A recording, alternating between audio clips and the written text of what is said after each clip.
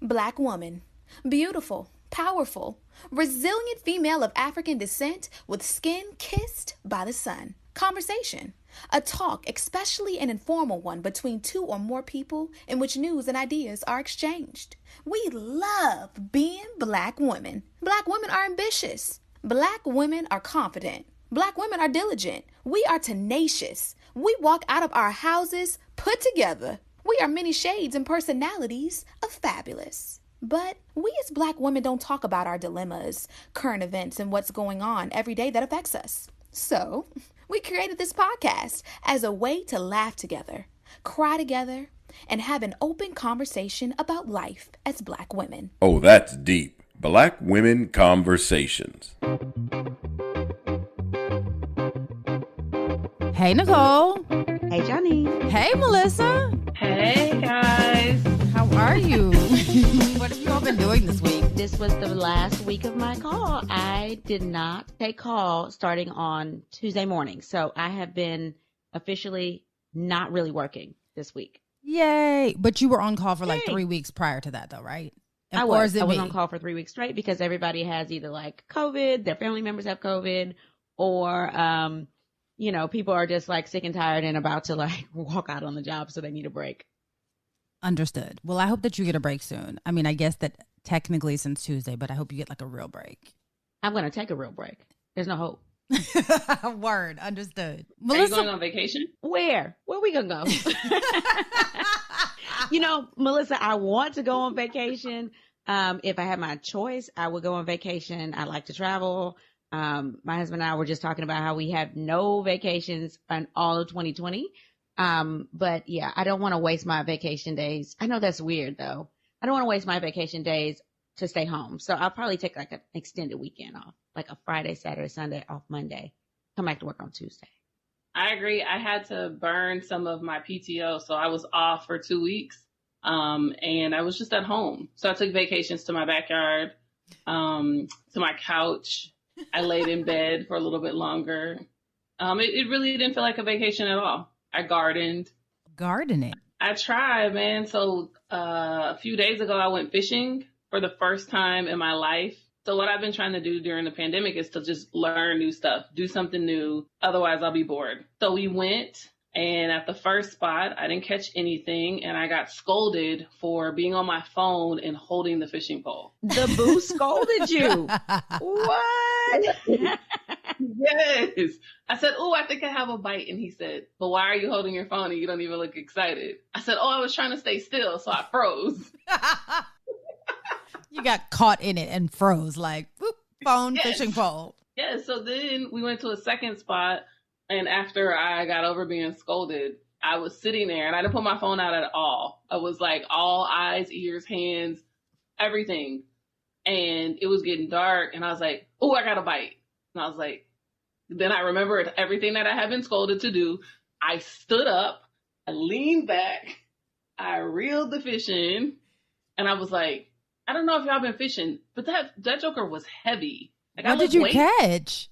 So for those in the South, I caught an alligator gar. Oh yeah. Help me for the one who was raised up north. What is that? So it is the one that I caught must have been at least like 3 pounds, and it has a long mouth similar to an alligator, and it has little sharp teeth. That sounds a little scary.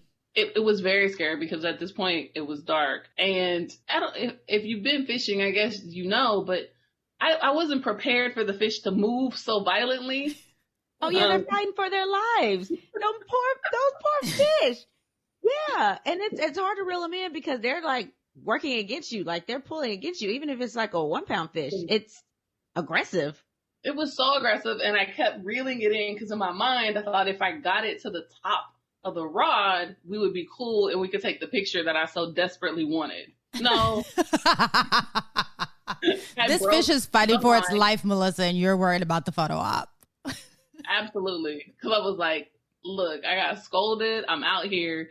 And then I broke the line, and then it was on the ground. And then Bay was over there trying to get the hook out, and he was trying to give me the help. And then I started getting bit up by mosquitoes. And I was like, no, I don't want the fish. I don't want to cook it. I don't want to clean it. Give it back.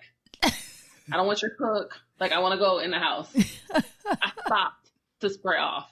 Wow, Melissa, you had an eventful. Well, how long were you fishing? For one day? Not even not a whole day. Like, maybe in total about 2.5 hours. That was a very eventful 2.5 hours, Melissa.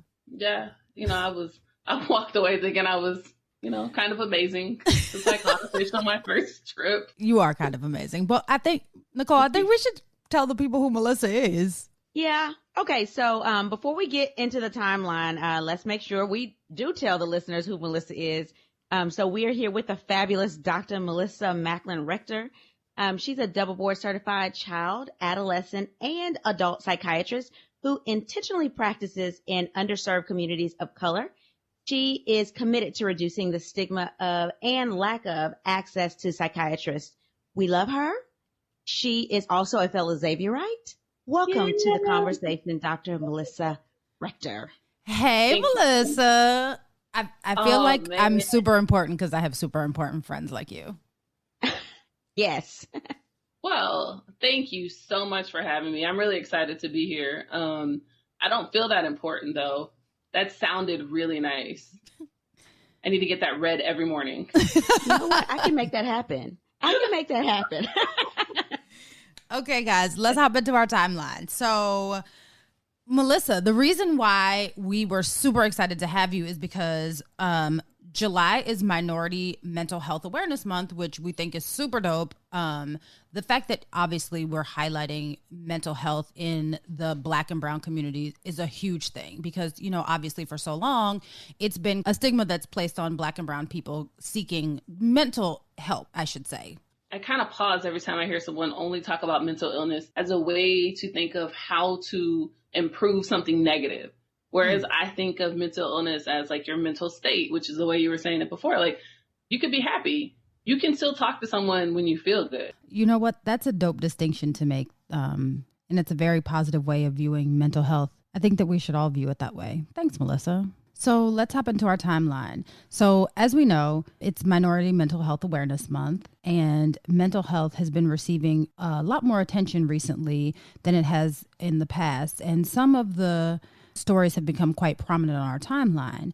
I would say the most publicized reminders of the importance of being aware of our mental health are the stories of Tamar Braxton and Kanye West. So I'm going to start out with Tamar. We know Tamar from the Braxton Family Values, from Tamar and Vince, and we know her as a singer, but we probably know her most as Toni Braxton's baby sister. Tamar also has an up-and-coming show called Get Your Life, scheduled to be released actually today, the same day that we released this episode. So Tamar is also someone who suffers with depression, of which we learned the severity after her most recent alleged suicide attempt on July 17th. So based on what we are seeing in the media and the news and on our timelines, it's clear that there are a number of triggers and stressors that she's currently dealing with, as well as some underlying issues from her, from earlier in her life that she may still be working through. Let me break it down for you. I'm going to go quickly through the timeline surrounding her recent alleged suicide attempt and go from there. So on July 17th, the blast reported that Braxton was found unresponsive by her boyfriend, David Adufaso, and he called 911. And I'm going to give a warning that this call may be triggering for some people, but here's the call. Paramedic Operator 148, what's the address of the emergency? And what's the emergency? My girlfriend is not responding. Are you with her right now? Yes. How old is she? She's not awake. Okay, can you wake her up? Can you shake her and yell at her? Try to wake her up. I'm shaking. She has a little bit of her eye open. All right, sir. Like I said, we're on the way. I'm going to stay on the line with you. Okay, she's been drinking. It's like a half a bottle. She's on medication for depression. I don't know how much. She sent a letter earlier. Anyway, just ask him to hurry. I'm sorry, sir. You said she's on. Just ask him to hurry.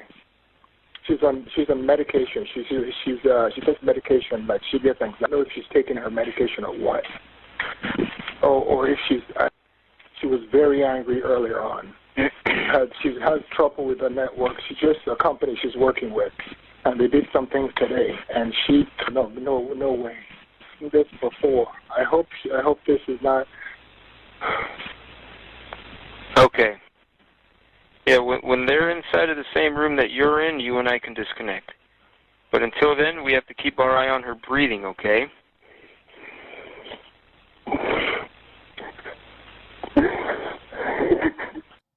So a few days prior, on July 15th, Tamar posted on social media publicly complaining about her network and implying that they were villainizing her. And she compared she and her sisters to the Kardashians, saying that they received 75% less than the Kardashians. I'm not going to go into this because the Kardashians have created an empire and they have more followers than Beyonce. While, on the other hand, the Braxtons combined have fewer followers than Rob himself. So there's that. But I will say this. It speaks to her mental state. The fact that she's comparing apples and oranges with she and her sisters and the Kardashians kind of gives us an idea that her thought processes might be just a little bit off. So let's move on to July 16th. So July 16th, the night before Tamar's alleged suicide attempt, she supposedly wrote a note to her family. In this letter, it was reported by The Blast that she said the following: "I am a slave. I do not own my life, my stories, my pictures, my thoughts, or beliefs. I've asked my massa to free me. I am threatened and punished for it. The only way I see out is death. I will choose that before I continue to love like this. Please help me." Later that day, after this alleged letter, we see Tamar change her name on Twitter to Tamar Slave Braxton. We move on into the following day. So we know that she was having some issues that are clearly evident that are playing out on social media. The following day is when she allegedly tried to take her own life. So let's go back to the call.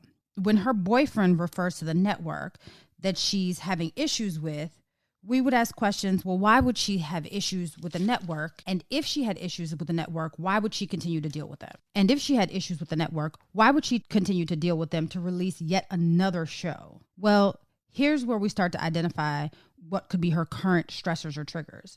She's working with a network, she's creating a new show. And when we listen to, or we saw the trailer for the new show, we hear her saying things like, "I lost my family. I lost my dreams. Do I have to always be the angry Black woman in every series?" So clearly we see that her dealings with the network is kind of making her uncomfortable with the state of, that she's in and the way that she's being portrayed. But she has to work with the network because she needs money, right? So according to the reports, she and her boyfriend were residing in the Ritz-Carlton residence in LA, which are luxury apartments that run about $25,000 a month. According to Media Takeout, one of Tamar's friends said that, recently Tamar has lost millions because of COVID, because she's unable to tour and her income has dropped to zero. So when you don't have any income and you're living in a place that's reported to cost $25,000 a month, that in and of itself, not being able to pay your bills and keep a roof over your head and potentially, having to find someplace else to stay is a trigger. But then we see other underlying or possibly underlying unresolved triggers in Tamar's life, right?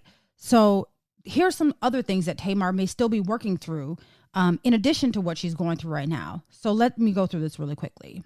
Tamar grew up in a well-known church family. However, her father had a very public split with her mother after alleged infidelity. Tamar was discovered very young with her sisters, but her career never really took off initially. Her sister Toni, on the other hand, became a superstar, and she then fell into singing background for her sister. She's notorious for calling herself a doo-wop pop girl. And, she played this out very publicly on Braxton Family Values, stating that she didn't want to be in Toni's shadows anymore. So she's felt like, we've seen her feel like that she's in the shadows of Toni.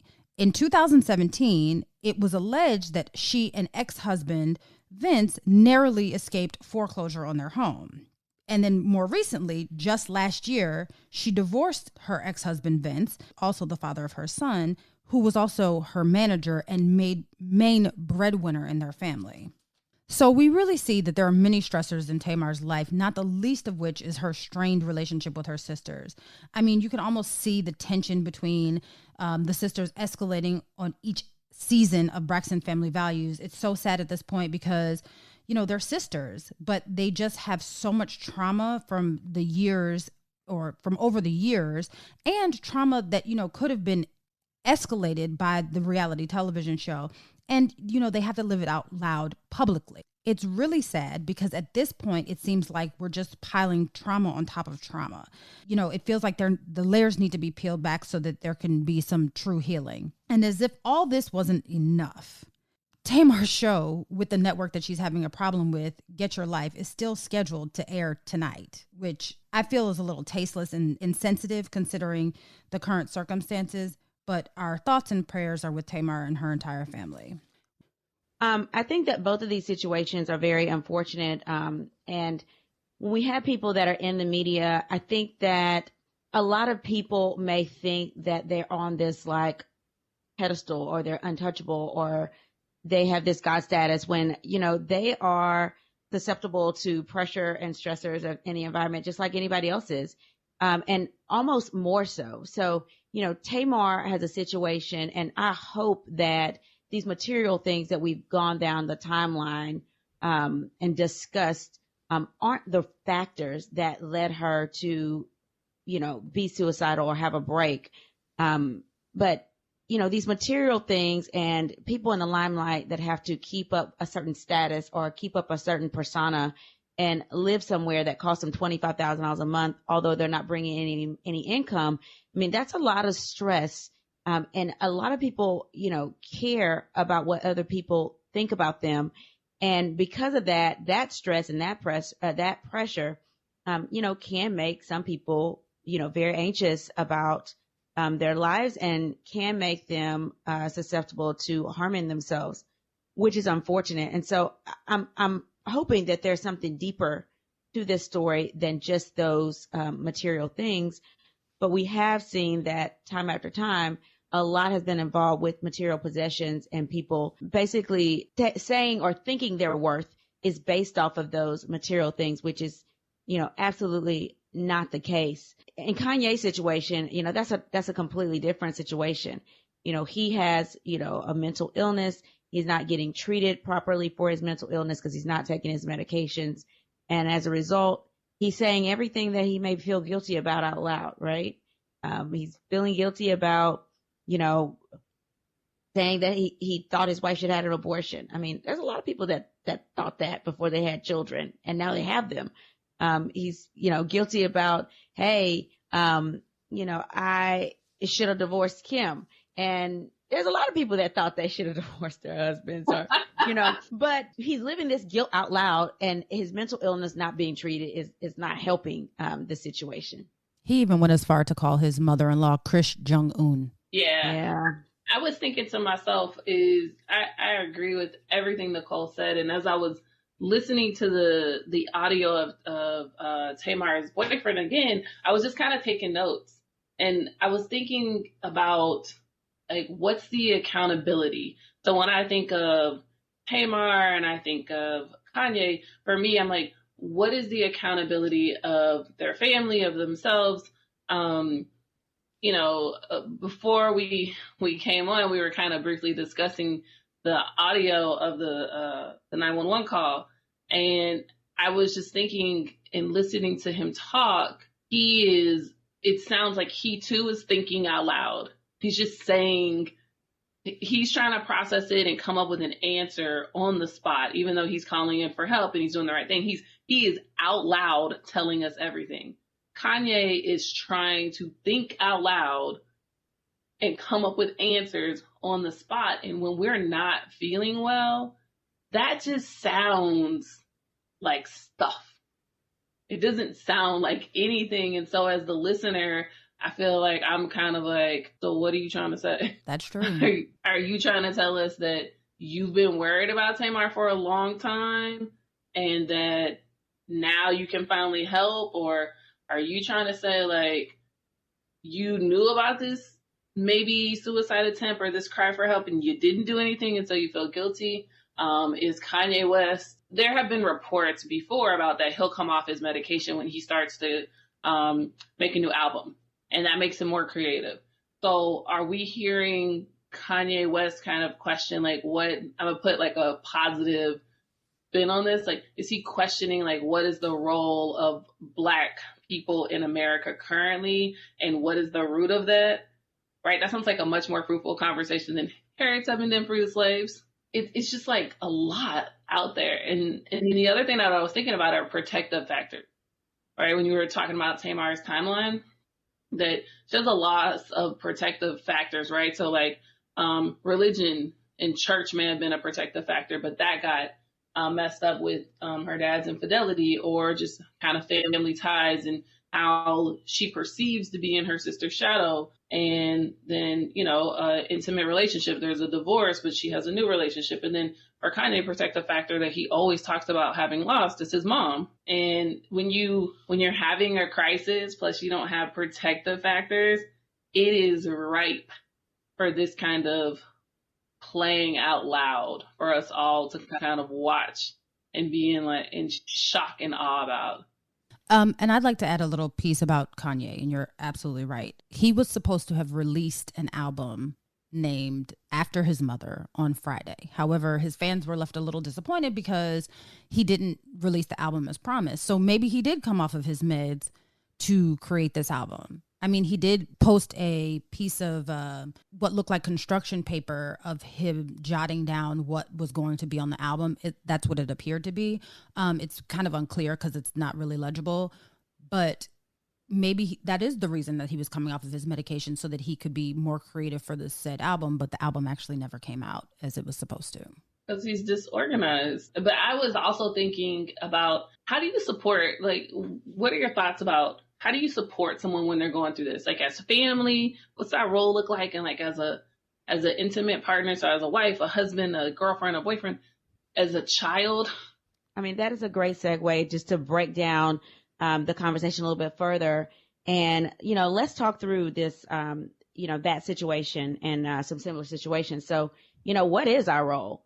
And I think that for family, that's a lot of pressure for the family. I have had several people in my family either attempt suicide or commit suicide. And when you as a family member of somebody that's committed suicide, I mean, you live with that guilt for the rest of your life. And so, what is the role of the family in that? In my perspective, it's recognizing the signs, seeking help when that person needs it. And if you are listening and you have a family member that is going through that, I would encourage you to make them get help. If you know that they are unstable, like, you can force them to get help, at least temporarily. But at the same time, sometimes you just don't recognize the signs. And sometimes, people can camouflage their feelings very, very well. And I just don't want anybody to feel any more guilty than they already feel. So in my opinion, it is recognizing the signs, encouraging them to get help, and then, basically being a support system for them and talking them through whatever situation they're going through and letting them know that they're valued. And then also, if you feel like a family member is possibly suicidal, you can always call suicidepreventionlifeline.org. The number is 1-800-273-8255. I wanted to say one other thing about, like, being a spouse. Even as a psychiatrist, I think that when you want to intervene in someone's life, I think you got to think of what your role in their life is outside of this crisis. If it's your auntie that you don't really talk to that often and you only see at Christmas, Thanksgiving, and Easter, that's a different road to navigate than your husband that lives at your house. Absolutely. And you got to be respectful of that. You can make suggestions, but you got to understand that you cannot take on the sole burden of that, because you're not the closest to that person and you may not understand what their true fears are. And just kind of a pivot, Tamar is not married to her current spouse. Is when you're looking to partner with someone, these are the questions that, like, I'm interested in and that I ask folk about. Like, so what runs in your family? Not a whole interview, but, like, I want to know, like, mental illness. Like, what's that looking like in your family and in you? You ain't said nothing but a word. I definitely ask my husband, and, have you ever had a psychological break? Not saying that you shouldn't date people that have had a psychological break, but you need to make sure that your spouse is, stable. I ask, my thing about dating, in addition to that, I also ask the genetic history, but that's neither here nor there. That's for a different conversation. So you all, I have a scenario that actually has a lot to do with this, right? So it is a letter from one of my friends that emailed us and asked us to talk about this when we asked about mental health questions. Can I share? Yes. Hi, ladies. I'm not sure if you're going to receive this in time, but I'm hoping that you'll respond because I could really use your feedback. My fiance, Derek, and I have been together for 6 years. He is truly my soulmate. We were planning on getting married in September, but much like 2020, we had to cancel. I would tell you the story of how we met, but that's not why I'm writing you ladies. So I will spare you the details. Let me get to the point. Derek suffers from depression. This is nothing new.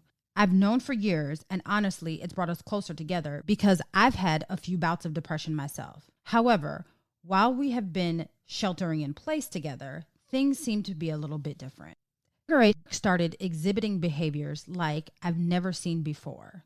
He seems to have a short fuse and gets super agitated and angry very suddenly. I find this strange, especially since my fiance is usually extremely mild-mannered. One morning, Greg woke up and casually mentioned to me that he had thoughts of killing me, but he wasn't sure if it was a dream or a reality. Greg is becoming increasingly unpredictable, and recently he became so upset that he punched through one of his car windows and had to go to the ER. I guess this was for the best because while he was in the ER, the docs consulted with his psychiatrist and they determined that he was suffering from psychotic depression, and they subsequently admitted him to a psychiatric facility. I'm writing to you ladies because I feel some uncertainty and it's truly causing me to second guess our relationship. At this point, I don't even know if I will feel safe when he returns home. I really want to stick by his side because he is the love of my life. But if he continues to have uncontrolled episodes, I'm not sure if I can stay. Should I leave? If so, when is it okay to leave? Please help. PWS, Sharice. Melissa, it's been a while since I've been in med school and done my psych rotation. So break down for the people psychotic depression. Okay. All right. So there is a diagnosis, and the long name of it is major depressive disorder, mild, moderate, severe, it's typically severe with psychotic features. And what that looks like is if you allow your depression to go on and to be undertreated or not treated at all, you'll start to have these longer and more intense depressive episodes.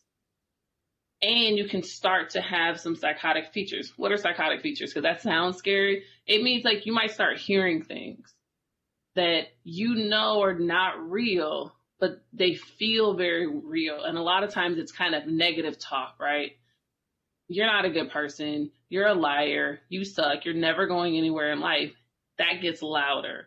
If you let this go on for even longer, you'll start to have some paranoia. So feeling like people are out to get you. And what you need to do is treat the underlying depression. And typically that improves. Sometimes you need some medication for the psychosis as well. But what I heard in that is that he needs treatment immediately, and doing it at home as an outpatient doesn't sound as though it's benefiting him or her. And I wanted to say I appreciate her being honest, because so many people suffer and don't say anything. When should you leave? Now? Yeah. Was now an option? And when I say leave, I don't mean break up. I just mean like we need to give some physical space between the two of you, because his negative self-talk, his ruminations kind of going over and over things in his mind are including you, and you can't reason with that. I'm glad you broke that down because, listening to Janine talk, I was thinking, this doesn't sound like depression. It sounds more like schizophrenia. So I'm glad that you did break that down, basically that difference.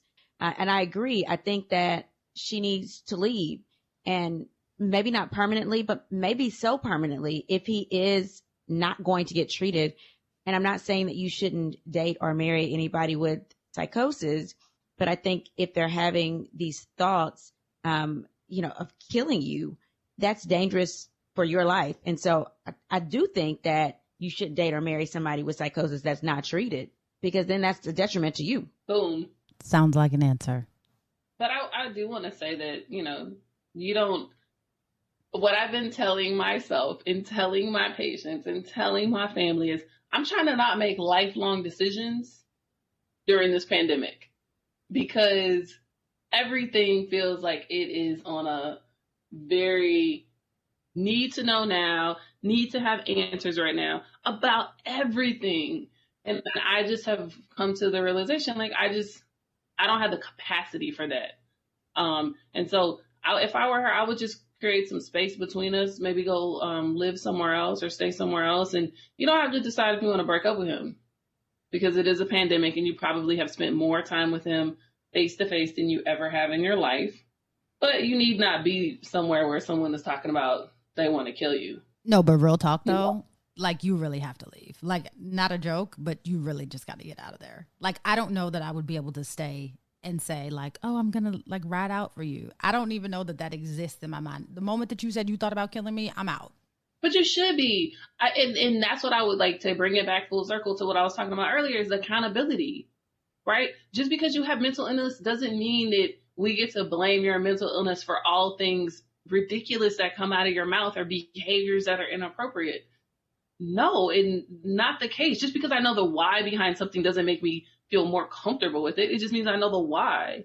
So if you're talking about wanting to kill me, I don't care if that's because you hear voices or are sad or you have murderous beliefs. I ain't got to be around for that.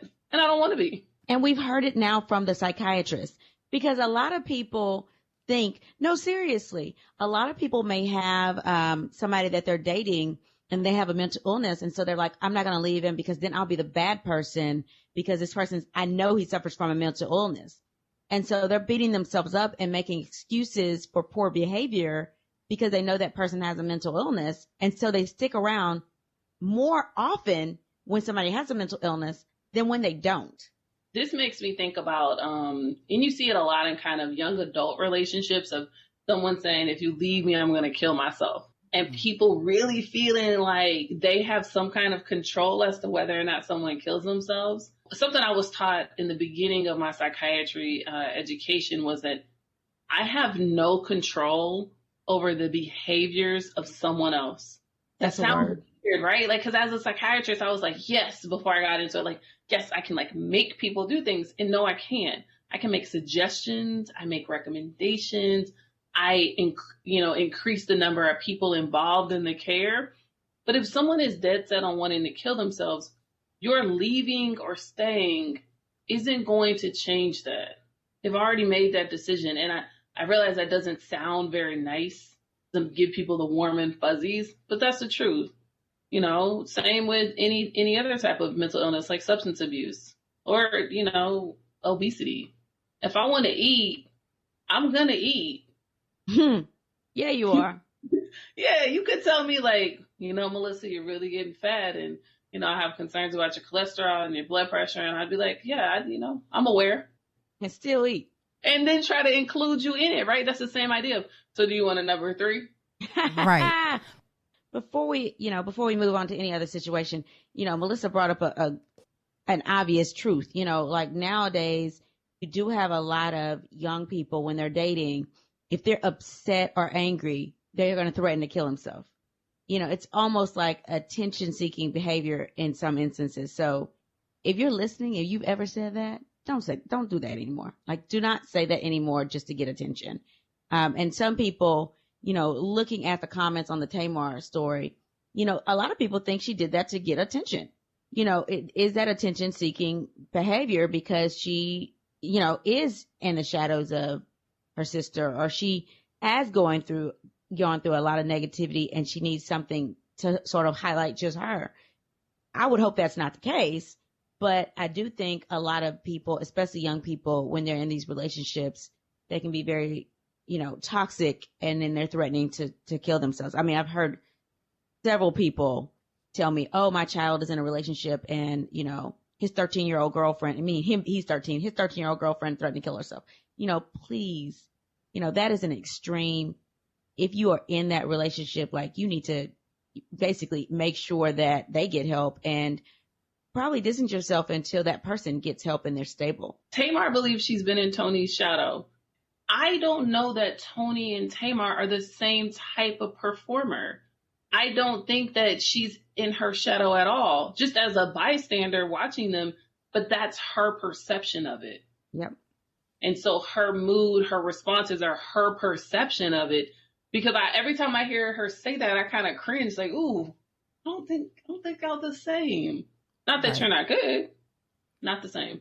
But think about what her life is like, though, right? So yes, we see it as possibly being attention seeking, but it's kind of like how I say, how I think about Michael Jackson. Like, he grew up he doesn't know anything else but the limelight.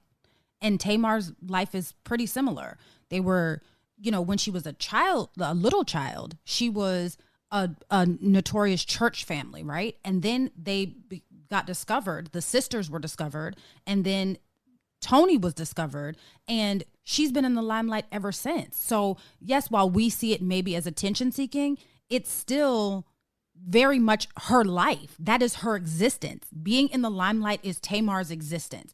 From performing and singing with her sisters, to being a background singer for Tony, to being a reality television star. I mean, her life is the limelight.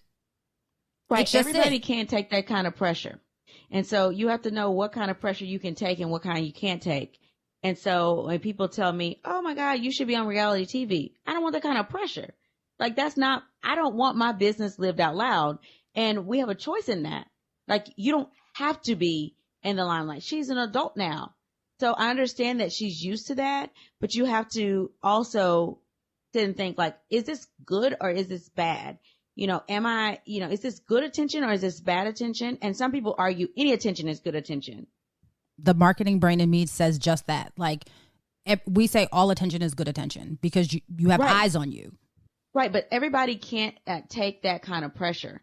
Everybody, the things that you said even in our timeline, in the timeline on the story, like, okay, she's going through a divorce. She thinks she's in Tony's shadow. She's, financially, not well off right now, or struggling right now because she's not having income since March. Like, a lot of people deal with that. Like, common folks dealt with that, right? I know people that are divorced. I know people on welfare. I know people that have gone through a lot worse, right? But it's the kind of pressure, and it's the fact that it's lived out loud. It's just not for everybody.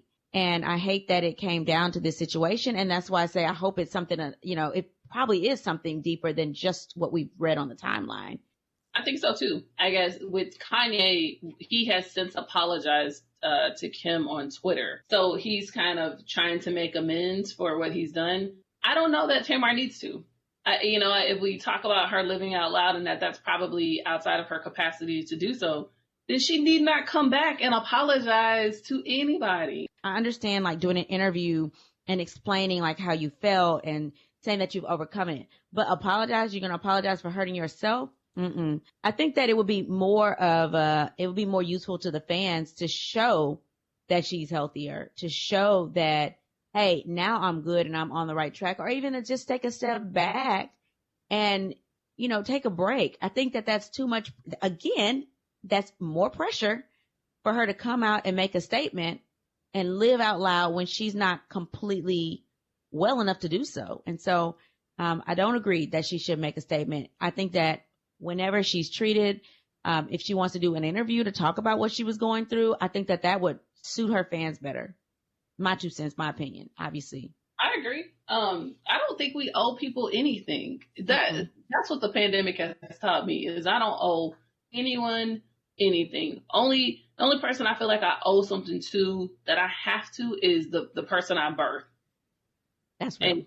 And even with her, I'm limiting all of the energy that I give to her, because I cannot give her everything and then have nothing for myself.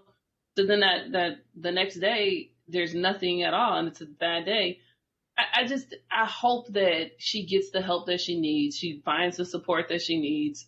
And attention seeking always has this like negative connotation. It sounds bad, right? But it is what it is, right? It's, I need help.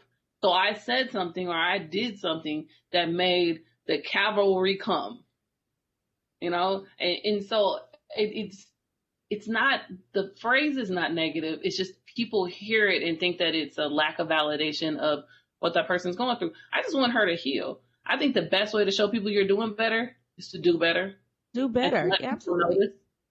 Let people notice, and they can get on, or they can get going. Like, word.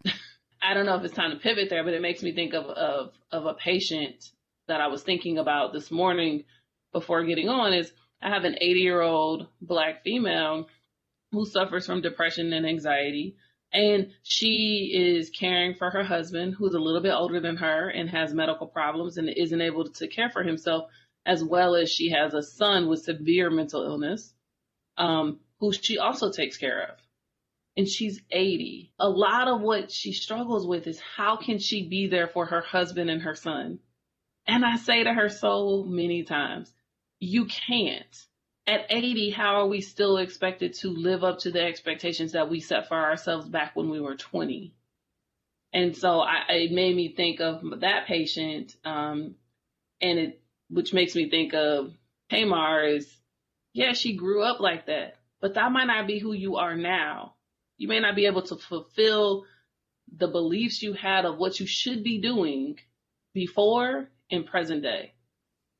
Well, when I talk to my husband about just that, as you age, and if you're aging with somebody and you're going to have to eventually take care of that person, one, you got to set pretty realistic expectations. So if you have the means, you should probably hire some help.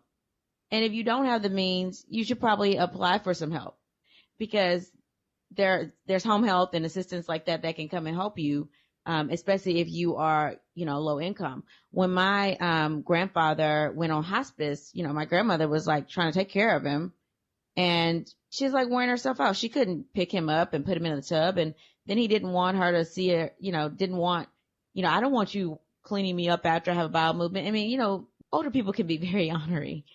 We had to, tell her, hey, there are benefits that you can apply for, because, obviously I'm not from a well-to-do background.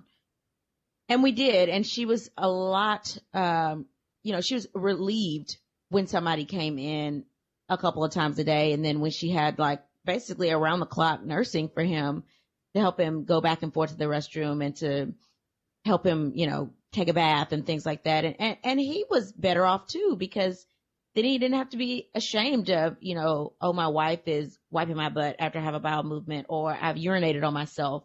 He didn't have to be ashamed of those things in front of my grandmother. So I do think people may not know about the resources that are available. But if you're listening and you're in a situation, there are resources available. And it doesn't matter how much you make, that can come in and help you. But I tell my husband all the time, we're going to put these little coins aside, because somebody's going to have to come in and help us later, because I'm not about to throw out my back. And I also tell him, we need to be a little healthier now. I mean, he's 35. Yes, I'm a cougar. I've married down. I've married a younger man. But, but, he has some, he's like pre-diabetic now. So he is working on himself and trying to make sure he's living a healthier life, because I'm like, hey, these are risk factors for some bad stuff to come. And so you need to make sure you're taking care of yourself, so that I'm not in a situation where I have to figure out what I need to do to take care of you. So I'm glad you brought that situation up. Thank you. And then the other piece of it, though, is that she's so embarrassed to have depression. As a Black female, as a very devout Catholic, like she just, it really bothers her to the point where she doesn't want to see me for telemedicine appointments, because her family member has to help her with logging on. Yikes. Yeah. And she doesn't want her family to know. Yeah. And so she's like, well, Dr. Rector, when can I come in to see you? And I'm like, we're going to figure it out. I'm not having you and your whole 80-year-old self come to the office to get sick so that we can avoid the negative looks and thoughts of your family members. It's just not worth it. I was going to say that is very similar to the situation that's on my let's talk through it. Same exact scenario, except for, obviously this person is not 80 and they're not a devout Catholic. So I guess we can talk about both of these situations at the same time. So my scenario, someone came to me for advice. She has a history of depression like your patient does, Melissa. And she doesn't want to be seen by a psychiatrist at all or her mental health professional at all because her family is super religious. So whenever she shares her feelings with her mother tells her just to pray about it. And so she said her mother says that God doesn't create a spirit of depression. And so she's not sure really what to do. And so these scenarios are a little similar in that both of them have some type of embarrassment or stigma that's associated with getting proper mental health counseling or treatment. And both of them are highly religious. So what advice would you give our listeners that may be going through something similar that are, Christians? So I get posed with this a lot, and it's interesting because I get asked this question more outside of my office than inside my office, and maybe it's because they never make it there. Right. I guess I don't think of those two things as mutually exclusive. Like I can be religious and spiritual and still believe in seeking help. I want to start off with, I'm no theologian. Okay. And I'm actually working on improving my relationship with God. And I feel like that is very much being tested during this pandemic. When I don't get for all of us. Get to check box. I went to church and I sat there and I was attentive and I didn't do anything else while they were talking. That's not happening now. So, but what I tell patients and the way that I think of it is that if you're a Christian and you read about the stories of Jesus and what he did, one is when it came to exposing or showing people his miracles, he didn't do all of them at one time, which he very could have, right? Yeah. But he waited and used his abilities when it was necessary. He wasn't there to just save people like, whoa, you look like you're struggling. Like, let me help you, like a magician of some sort. But very much was when it was needed. So I use that example to talk about we need to reserve ourselves for the longevity of life. The other piece that I think of is that, again, no theologian, but I don't remember reading in the Bible where someone succeeded by doing it by themselves. I don't know that story. And so when I hear people talk about, well, I'm not going to a psychiatrist, just pray about it. I believe in the power of prayer. I also believe in the power of expanding your community and causing and allowing for variety of that community. Like your church family is awesome, but let's include your church family. Let's include your work family. Let's include your biological family, your friends, and also a licensed provider. Like, why can't that all be a part of your support network? And so that's how I couch it in the way of, why can't you have both? Why wouldn't you want to have both? And then when people meet me, I tell them I'm Catholic. I believe in the Lord. I pray. I have similar struggles with, being a good person and making sure that when you meet me, you meet God. So by not seeing me and not even wanting to hear what I have to say, I don't know that that's being a Christian. I agree. I'm not a theologian either, but I am a preacher's grandchild, a pastor's grandchild, and come from several generations of preachers in a Pentecostal church, which if anybody knows anything about Pentecostal religion, it's very strict, right? So, and it's also very conducive to being secretive about problems or issues that you may be going through in your personal life. So the one thing from my, my childhood, and let me be very clear. I was raised by, a generation of preachers and missionaries, blah, blah, blah, blah, right? But our family believes in counseling. Let me just be very clear about that, it might not have been something that was generally accepted by the Pentecostal religion. However, my immediate family, we believe in counseling. But it actually reminds me of a scripture, which is really random that I recall it because Jesus knows I need to read the Bible more.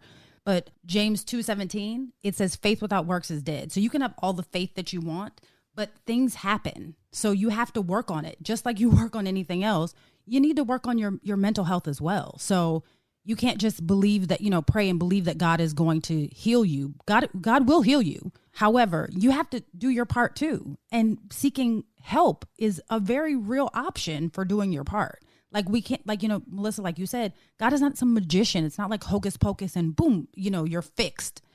You have to do your part.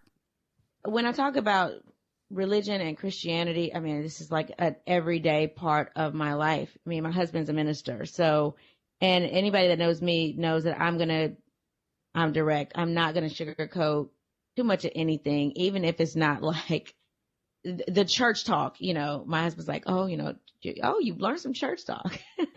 He says that whenever I start quoting scripture. But I always tell him when he does a lot of counseling, he does, individual counseling and marital counseling and premarital counseling.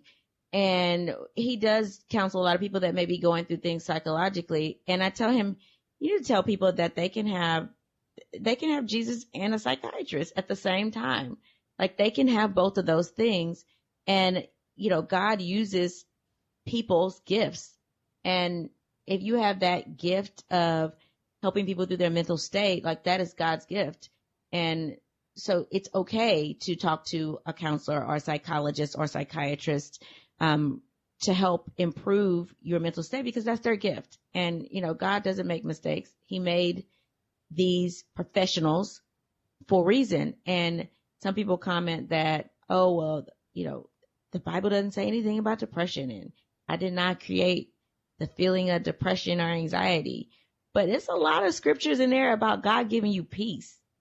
So if the Bible is not talking about depression, like, why do we need to keep on getting peace? Why are we talking about unrest in the Bible and peace in the Bible and trusting God and, not leaning on your own understanding? I would say, hey, the Bible is filled with a lot of people that are going through a lot of stuff that maybe they didn't call depression, but you can't tell me the one with the issue of blood wasn't depressed. Yeah, she was. Had to be. Yeah. Anybody in the situation would be. Yes. I like that. I like that, Nicole, that you can have Jesus and a psychiatrist at the same time. Because I think that people just think that, if you have a psychiatrist, then it must mean that your relationship with God in some way is flawed. That's not the case. And here's the thing. How is a mental illness any different than a regular illness? If you get sick and catch the flu or COVID-19, you go to the hospital, right? And see a specialist that can help you with that. So why is your mental illness any different? Because you can just will yourself into feeling better. That's what I hear from patients. But there's so much suffering in the Bible. When people tell me like there's no depression in the Bible, I kind of go, did you read it? Right. Right. This is my own philosophy in the way that I practice psychiatry. Is I tell everyone I'm not a pill pusher. I'm not a pill pusher, and I wouldn't do anything for you I wouldn't do for my own family and my own self. And I think that that's what's a lot of people's fears, is that if they go to the psychiatrist, then you're automatically going to walk away with medication. And I don't think that that's the case. And I don't think that that's how you should practice medicine in any specialty. That right. You came to my office and I definitely gave you something to walk away with, i.e. medication, a bandage, a something. I think that is that's not how I'll speak for the people who are in my age group. So Nicole included, like, we weren't taught like that. And some people get mad because of that. Like they expect to come in and get a pill to fix them. And it doesn't work like that. Absolutely. And I'm always like, you are an expert in you, and I'm trying to get to know you and to understand you. And that's all that I can do. And so I mostly see children, but I do have adults that I see, and it is very difficult for the adults because a lot of them feel pressured by their family and friends and what they will think of the treatment that they're receiving, which is interesting because when I see kids, parents are pretty good at making like clear and concise and consistent decisions for their kids, whatever that is, right? Meds, no meds, therapy, no therapy, educational testing, accommodations, like all of that. Parents are awesome at that. Now ask them about themselves. Wow, never thought about that. It is amazing to me, and I've given me the platform, so I'm going to keep talking. Is that I think during this pandemic is that I don't know about you all, I am seeing a rise of everyone going through some type of mental crisis and chronic questioning of their decisions.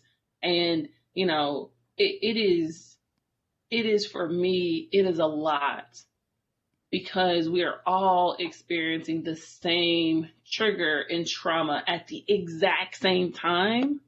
And there's no escape of it. Coronavirus, I can't escape to Australia, to Europe.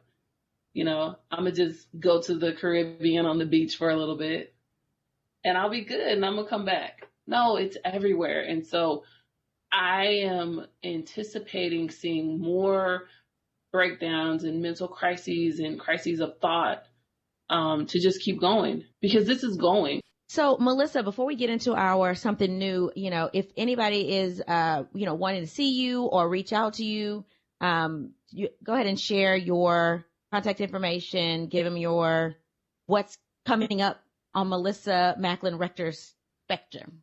All right. So, my personal email address that I use is melissarectormd@gmail.com. You can find me on Insta at Psychiatrist Mel, is my professional one. And I'm trying to get better at using that platform more, especially in the idea of I don't go to the office as much. What's coming up for me is, honestly, I don't know. I'm taking this day by day. So I didn't mention I work in a federally qualified health center, which is in Fifth Ward, Houston, Fifth Ward area of Houston. But I also work at a school.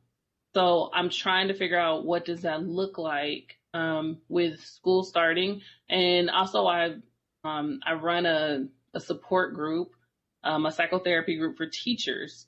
So I've been trying to figure out what does that look like remotely. So what's next for me is to figure out how can I continue to be effective without being in person. So that's what I got going on. And then I have a daughter who, kindergarten was supposed to start. I was ready for the pictures and the chalkboard. And what does that look like for her? So that's what I got going on. I'm excited though. I really am excited about what this year looks like. And it brings a smile to my face to think about in 20 years, we're going to be talking about this. Right. And we're going to be talking about how resilient we were. Absolutely. And just all this stuff. And so it actually, as I'm talking about, is bringing tears to my eyes, because I just think so much about, I love history. I read so much about, things that have happened before. And I think, like, how did they make that work? And we're living that. How are you making it work? That's deep. That's Melissa. a dope perspective. I mean, definitely. When you think back about, 9/11 and then, and Hurricane Katrina and, the things that we have done and gone through in our lifetime, it's pretty amazing. Since we've known each other. I mean, right. Seriously, 9/11 was our freshman year of college.